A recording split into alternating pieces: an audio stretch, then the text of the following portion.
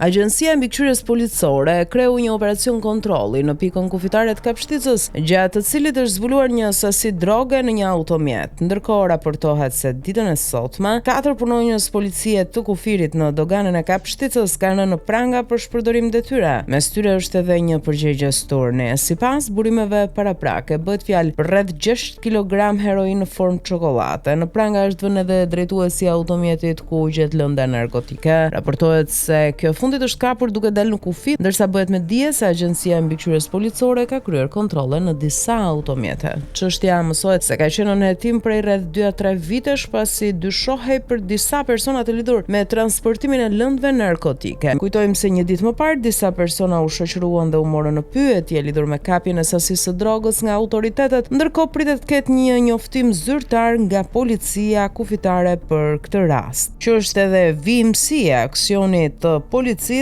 këtë të shtunë.